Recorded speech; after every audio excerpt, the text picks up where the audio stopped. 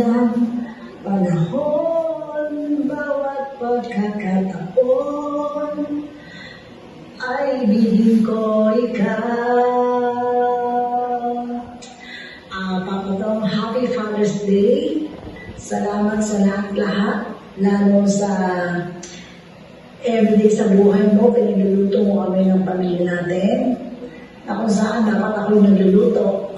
Alam mo naman, medyo mas dito ako sa question na yun. Salamat. Almost 34 years na tayo. Malalim man o magaan ang pagsubok, hindi tayo natinag sa tulong ni Lord. Thank you talaga. Kasi kung wala si Lord sa buhay natin, baka siguro 3 months pa lang bumog na tayo. Thank you sa mga patient natin. Minsan ikaw malamig, ako mainit. Ikaw mainit, ako malamig. Salamat. Salamat talaga na kung wala si Lord sa buhay natin, hindi ko alam anong sitwasyon na rin tayo. Salamat na binigyan mo kunawaan natin sa anay, pinagkakabuhay natin. Happy Father's Day po sa lahat ng mga fathers.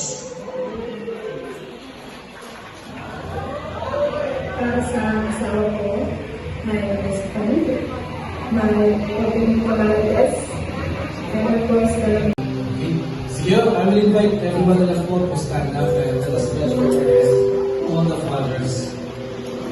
Again, hindi alam ko at nararamdaman ko na hindi magaling maging tatay.